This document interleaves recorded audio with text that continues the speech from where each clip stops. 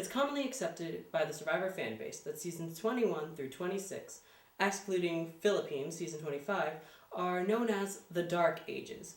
Through bad editing, mismanaged twists, unlikable contestants, an overabundance of returning players, and very, very predictable storytelling, it's commonly agreed as one of the worst, if not the worst, stretches of the show in Survivor history. And it's usually most commonly agreed that the Dark Ages ends with blood versus water. I, however, take a different stand to this. You know how I was saying earlier that the Dark Ages exclude Survivor Philippines? Well, because I like Caramoan so much, I pretty much definitively call Philippines the end of the Dark Ages. In fact, I think that the stretch of Philippines to Millennials versus Gen X, give or take a world apart, is one of the best stretches in the show. Now, don't get me wrong. I understand that there are definite flaws about this season. In fact, we're going to go over them right now. I'm going to be eating my words, aren't I? The pre-merge is bloody awful. Like, Fiji level abysmal. You know how last time I was talking about some of the pre-merge boots of Fiji and was saying how I could remember the names but I had trouble putting faces to them? Yeah, it's pretty much the same thing here as well. The fans tribe is really boring and just such a nothing tribe.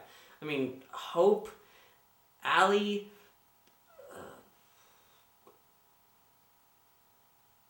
Laura, that was it. Right. They're all just so interchangeable and forgettable. In fact, that wasn't even a joke. When writing the script, I forgot who Laura was for a good 20 seconds. Not even a hardcore fan like myself could remember some of these names. And those are just the names. Like, give me a picture of Hope and Allie without labels, and I can guarantee you, I will not be able to right away pick out which is which. Hell, the only reason I didn't add Julia to the list of forgettable names is because that infamous confessional where Cochran compares Julia to Vanilla in Vanilla's favor. Isn't that ironic? The only reason Julia is as memorable as she is because of a confessional about how forgettable she is. I guess that makes her the Mary of Caramoan, doesn't it? Maybe Julia should be thanking Cochran. If it weren't for him, she would be as forgotten as Allie. Adding to that fact, there's absolutely no strategy during this pre-merge. Instead, all of that time is spent on obnoxious, over-the-top characters like Shamar, Brandon, and yeah, I guess I'll add Philip. The only good thing you can say about all this nonsense is that at least the relationships on both tribes are very well defined. On the fans tribe, you have the majority alliance led by Sherry, which includes everyone except Reynold, Eddie, Blonde number 1, and Blonde number 2. However, everyone on the tribe, even the majority alliance, can't stand Shamar because he is a pain to live with. And I'm not even sure I can really blame the show for how annoying Shamar is, because the edit just probably reflected accurately what living with Shamar must be like. But this is still a TV show, and I don't watch it to be annoyed, I watch it to be entertained. And then on the favorites tribe, you have Philip recruiting everyone on his tribe into his alliance called Stealth Are Us, because he doesn't understand how alliances or stealth works. This upsets Brandon, who is the actual annoying contestant of this tribe. Actually, Philip's not really that bad this time.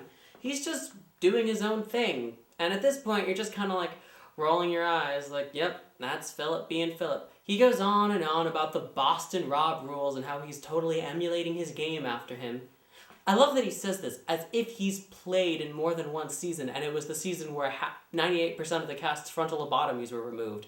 He thinks he's some sort of great player, and the strange thing is, in this season, he actually is. As much as I'm harping on Philip, he still did spearhead the majority alliance of the season, and probably would have succeeded had Malcolm not, unleashed a bomb on the entire game plan of that tribal council. In fact, now that's an interesting question. If Malcolm doesn't do that, get the 2 idols and all, how far does Philip go? And what occurs of Cochran and Don's games after that? Are they able to successfully blindside members of their alliance like they do? They turned their attention to Philip first anyway, even if he had stuck around, and they successfully took out the 3 amigos.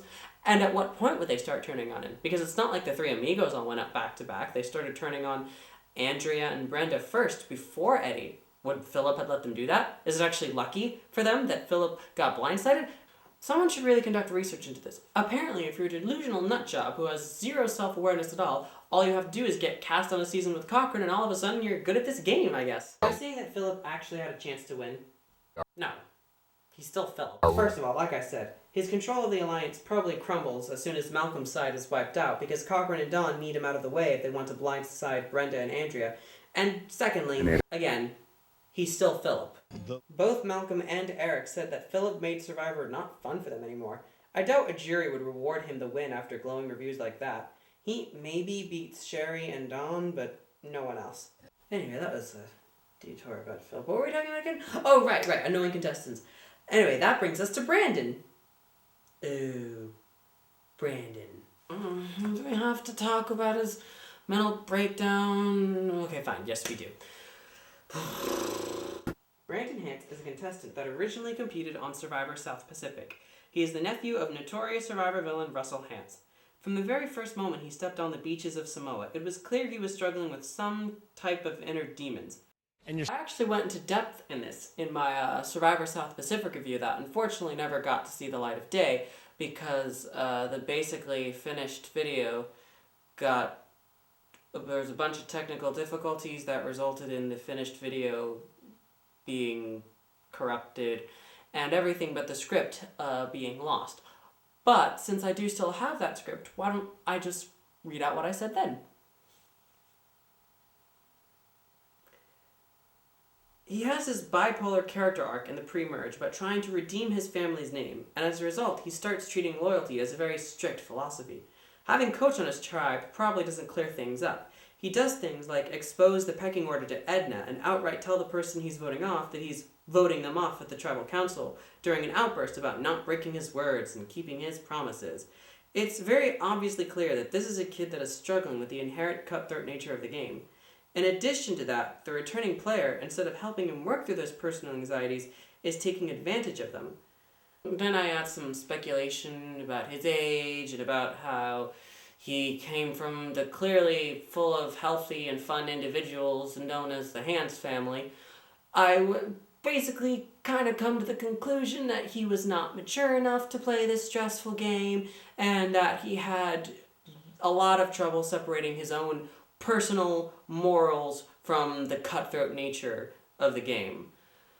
So in between South Pacific and Caramoan, Brandon divorces his wife at the ripe old age of 20, gets into a real-life family feud with his uncle, Russell Hance, who did not like the way he played, and all of us just has a bunch of terrible things happen to him in between that time. So clearly, after all this real-life stress, this must mean that he should go on Survivor again. That's a good idea, right? Production claimed from here to high heaven that Brandon passed all the psychological evaluations needed to play this game and that he was good to go. He was 100% cleared by the therapists. But we all know how this story ends. The game gets to him and he spirals out of control. He has an emotional and mental breakdown that makes the kid from South Pacific look like the most model of model citizens. It's really ugly and hard to watch. He threatens to pee in the rice and beans, and then he actually goes out and throws the rice and the beans out on the ground, and then they go to the challenge and he has to get restrained by Jeff Probst, or else he's going to start maybe getting physically violent with Philip. He looks like he's about to go ballistic on Philip at a moment's notice. In fact, during the impromptu tribal council, Jeff actually separates him from the rest of the contestants to avoid that exact situation. He got voted out, which, according to Corinne, wasn't even an actual vote out. It was an ejection. Brandon was going home no matter what. Yeah, it was really uncomfortable to watch, and it's probably, in fact, one of the top 5 most uncomfortable moments in the show's history. In my opinion, it was completely irresponsible for production to cast Brandon Hance again, knowing how he acted the last time. I mean, okay, maybe he was fine before the game, but come on. Production, you should have known better. Okay, casting him the first time, fine. You didn't know, it was a mistake from everyone involved, lesson learned. But exploiting his personal demons again is just incredibly irresponsible of you. At this point in Survivor history, it's clear that CBS's obsession with the Hance family was getting out of control. It was clear before this, CBS's devotion to the Hances was being a detriment to their shows. They couldn't cast Russell again because they found out he spoiled his seasons, so they did the next best thing. They cast his nephew on Survivor South Pacific and they cast his brother on Big Brother 14. And it backfired on them both times. In fact, Willie actually got ejected from the Big Brother house for actually doing the physical violence against another contestant, because as we all know, Big Brother is worse than Survivor in every regard. So yeah, it was completely awful. Big Brother 14 and Survivor Caramoan are actually happening at roughly around the same time, and at this point, CBS learns their lesson and we never see another Hans again, which is good riddance. I mean, it really was getting out of control. They loved Russell Hantz. He was such a big deal. From Samoa all the way to Caramoan, only 3 out of 8 seasons did not have a Hantz in them. Nicaragua, One World, and Philippines. For once in its life, Survivor feels like trashy reality television. This is an uncomfortable sequence of events, and if this whole thing made people not like the season, I actually completely understand. You know, it's uncomfortable. It's uncomfortable for me when watching it. I don't know, I guess the rest of the season recovers from the ugliness so much that I kind of just move on. And, right, damn it. Right, that's not even the end of it. We still have a whole Brenda Dawn teeth situation in the jury thing. Oh, good God. Oh, damn it.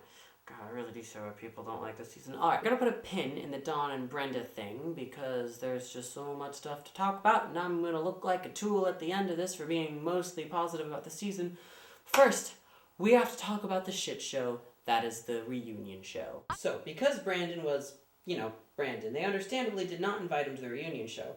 They less understandably did not let the rest of the pre-merge contestants on the stage to disguise the fact that Brandon's not there, I guess? Wait, did that really need explaining? Brandon was a nutcase. He wasn't invited. What else is there to explain? Did the rest of the pre-mergers have to suffer? Even if you don't talk to them, at least invite them on the show. Only 5 contestants are talked to. One of the snubbed contestants was Eric, who, after, getting medevaced at 5th place, the first thing that happened in the finale, I think that warranted some discussion, maybe some acknowledgement. I don't know. Eric very well could have won the season. He was 2 immunity challenges from potentially winning. Are we going to talk to him and figure out what happened? Nope. Not a word. White noise. Instead, we're going to focus on this obviously nervous girl gushing about Malcolm, and here's Boston Rob selling his book that people paid for with real money for some reason, and here's Rudy and Richard. They're here for some fucking reason. Why? I don't know. They had nothing to do with this season. Why is Rudy here? Why is he here saying queer 3 times? What is going on? I want to say for the record, I absolutely respect Rudy and give everyone my deepest condolences. He is a Survivor hero, but more importantly than that, he is an American hero. Rest in peace, Rudy. Heavy pre-merge focus on loud, annoying contestants instead of gameplay, the forgettability of most of the pre-mergers, the irresponsibility of casting Brandon again, and the shit reunion show. It's weird that I opened up this video claiming I loved this season. Okay, let's set all that stuff aside for a minute now, because there is actually a reason I like this season. I'm not just being a contrarian. I freaking love the hell out of this post-merge. I love the push and pull of different alliances, the power struggle between different players, the wonderful storytelling that is leaps and bounds ahead of what we got in Island of the Idols. I think the storytelling of the season is, to use pitch meeting lingo, tight. No, really. I think besides the fans, this is a fantastic cast. I know we all like to say, but favorites casted legends in Micronesia, and this one is just these fuckos. Okay, I think the reason why Micronesia has such a better cast of favorites is that Micronesia followed Panama, Cook Islands, and China, and Caramoan is following Redemption Island, Nicaragua, and South Pacific.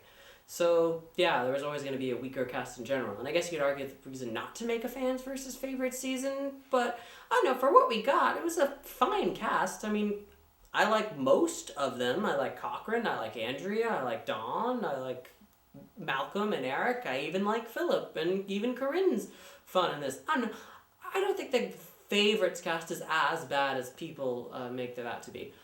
I love Cochrane. Like, absolutely adore him as a character. He's like one of my favorite character winners ever. He's one of my favorite narrators, my favorite character winners. Every second he's on screen and talking is made better by the fact that he is doing it. I love his clever quips, his metaphors, his brilliant and succinctly colorful ways of describing the madness going around him at any given moment.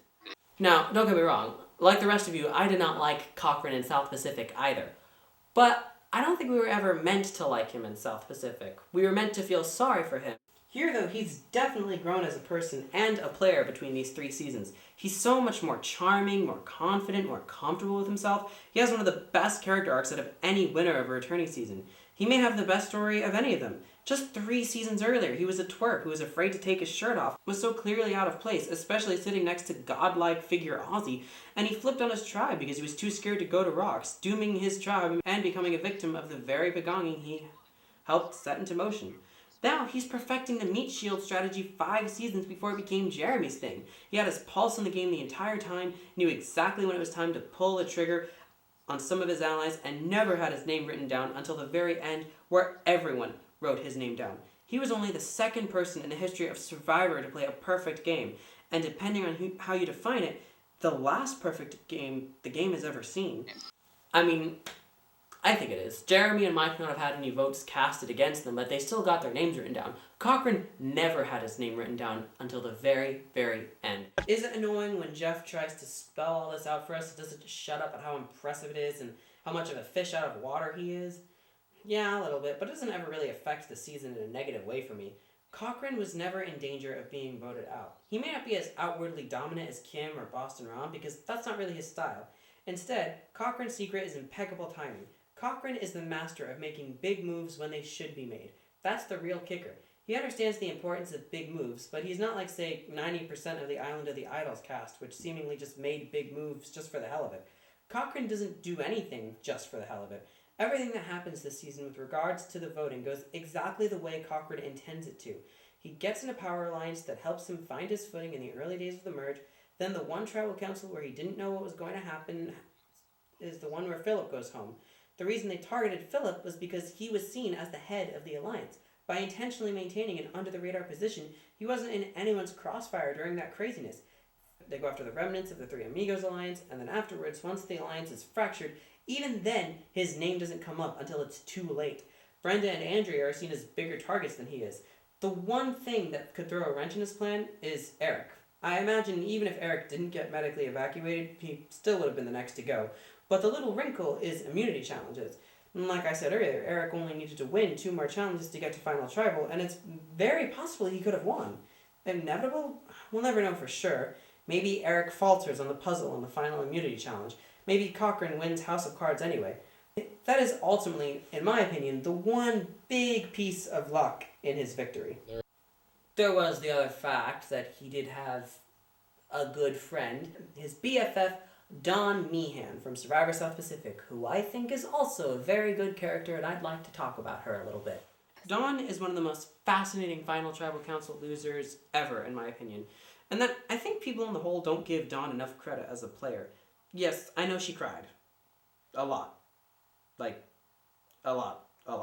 But she was on fire, controlling vote after vote. People came to her with valuable information, and she turns right around and uses it against them. Dawn played a fantastic cutthroat game. The only flaw she has, in my opinion, is that she clearly was uncomfortable with herself for playing such an amazing game of Survivor. That, I think, was her downfall. Reynolds and Malcolm outright actually say that during the jury questioning. Malcolm tells Dawn that she has to own up to her game and the cutthroat nature of the way she played.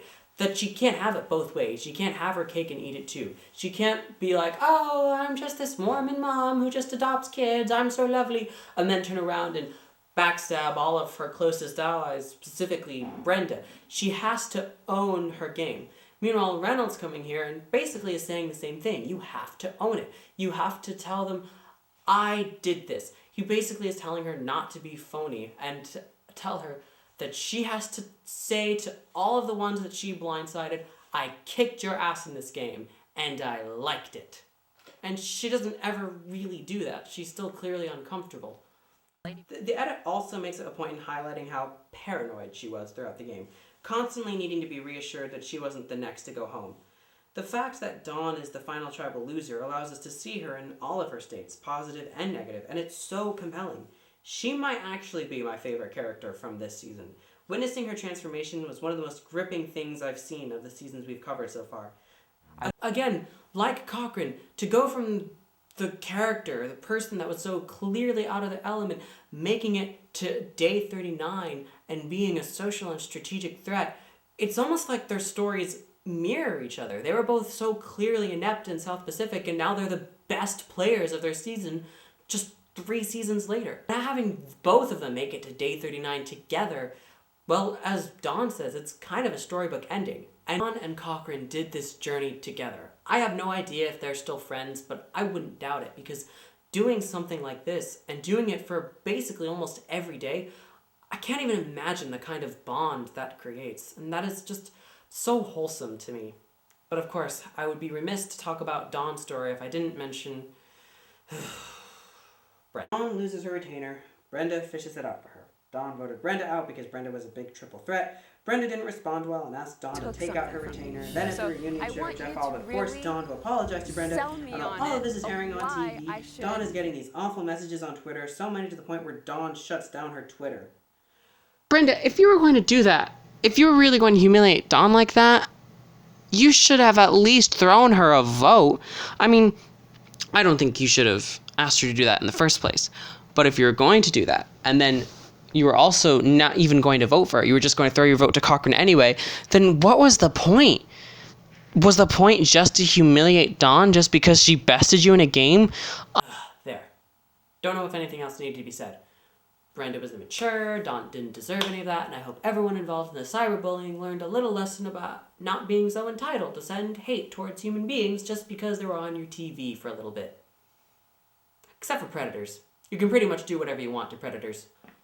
Cochrane and Dawn naturally have the best stories, seeing as how they're the main characters of the season. But in my opinion, every character post-merge is phenomenal.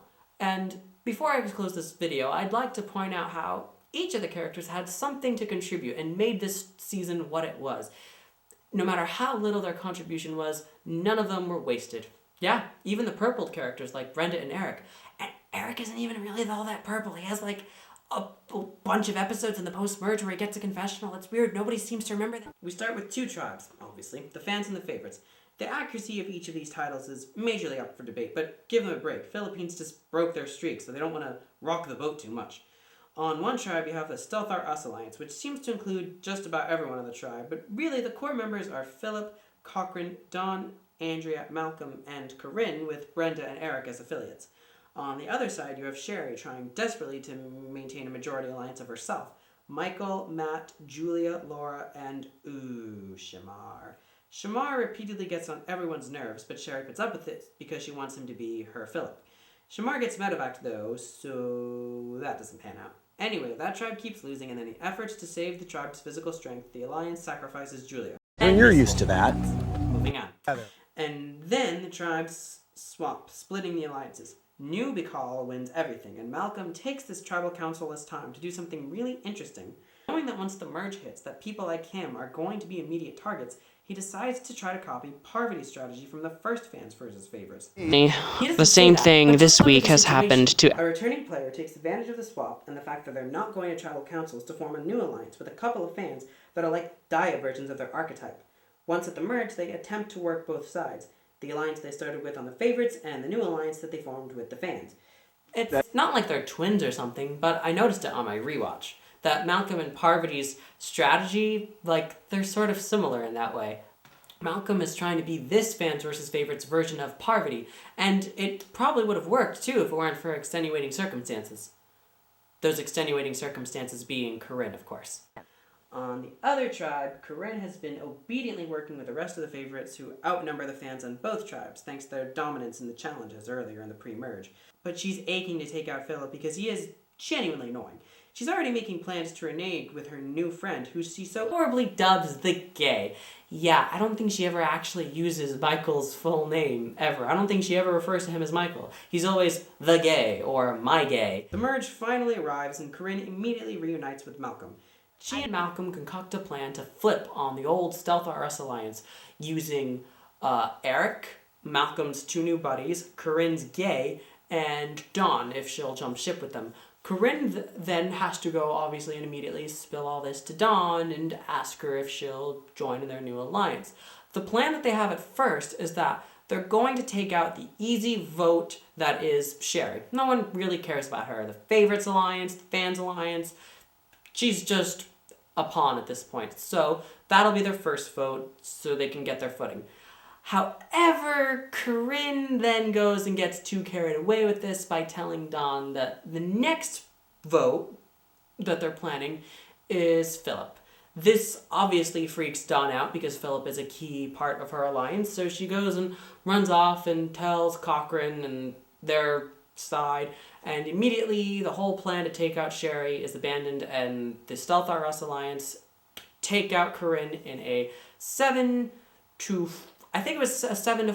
vote and blindside Corinne. Andrea befriends Eddie and flirts with him, which leads to him just telling her stuff about the other side, like how Reynolds has an idol and they want to get her out next. Originally, they were going to target Malcolm since he reneged on the Stealth R Us alliance, but hearing this new piece of information freaks Andrea out, and she convinces the rest of the alliance to go after the easy vote that is Michael, Corinne's gay. I would like to highlight this conversation because, unlike how the show is edited with Ghost Island or Island of the Idols, we actually get to see the conversation that switched the target from Malcolm to Michael. Show how the vote landed on that person instead of camouflaging it in espionage bullshit for the sake of hollow shock value. We still don't know for sure if it's Michael, but at least when his torch gets stuffed, we know how the vote got there in the first place. So, also, by the way, this is also the same tribal council where Malcolm gets Reynolds to play an idol for him, even though Malcolm has an idol and Malcolm wrote down Reynolds' name. Brilliant. A+ move. I have no idea how this happened, but I just love it. And it also inspired the greatest piece of Survivor fandom ever. How can you say you hate this season when this exists? Link is in the description. Go watch it if you haven't. Of course you've watched it. It's Hold Up Bro. It's amazing. It's wonderful. Go watch it again anyway. Okay, so after that, Malcolm, Reynolds, and Eddie are officially public enemies 1, 2, and 3, but Malcolm has something up his sleeve. He goes looking for an idol, which, by the way, PSA to Lauren, Aurora, Gavin, Julie, Chrissy, Devin, Mike, and Ryan. You see what's happening here? You see what Andrea and Dawn are doing? That's right. When their enemy is looking for the idol, they go and look for the idol too, so they know Malcolm doesn't have it. I mean, Malcolm finds the idol anyway, but at least Andrea and Dawn are with him trying to find it themselves instead of being like, oh, we don't need to look for the idol. Ben just messed up our plans, but now let's just go to sleep anyway. I'm sure it'll be fine. His only flaw here, in my opinion, is telling Stealth R Us who he's targeting. I think the plan would have worked better had he just let the paranoia set in, as none of them knew who would get voted out. Regardless, Stealth R Us is officially dead as of this moment, and the three amigos live on another day. This is an exhilarating moment and was kind of the moment where I fell in love with the show again. I was like, yes, this is what I wanted. The Minority Alliance fighting back against the people in control of the game. And we're actually watching some power struggles and not just everyone do what Rob or Coach or Kim wanted to do. I was like, finally. Philippines was great, but then Philippines and then this happening back to back was reassured me, yes, Survivor is in the right hands. It was so refreshing to watch. Anyway, after that, the rest of the season goes smoothly. The three amigos are taken out, Andrea and Brenda are blindsided, and then Brenda's a douche about it. Cochrane and Dawn make it to Final Tribal, and Cochrane wins every vote at the end. So what was the point in me recapping all of that? Well, I guess I just wanted to explain how really well crafted the story is, in my opinion. Even if the edit isn't always balanced, the editors knew what story they wanted to tell, and they knew which characters would go into which role. The story has a clear beginning, middle, and end.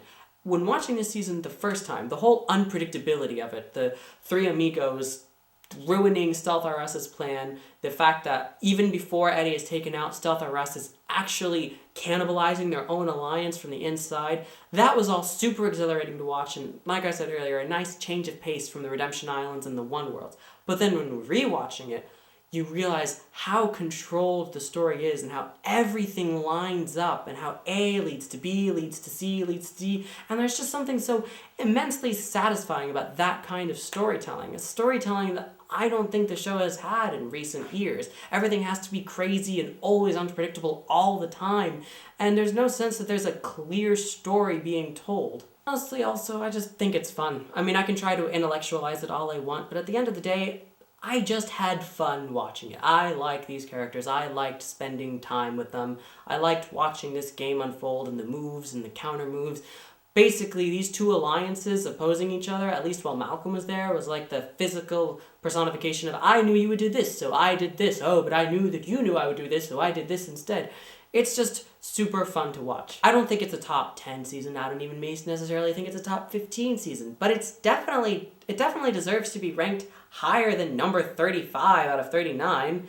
Like, it's not that bad. Yes, there's some ugly, uncomfortable moments, but the fact that the rest of the season recovers so much from it is honestly a testament to how good the rest of the season is. Can't remember the last time I had this much fun watching Survivor.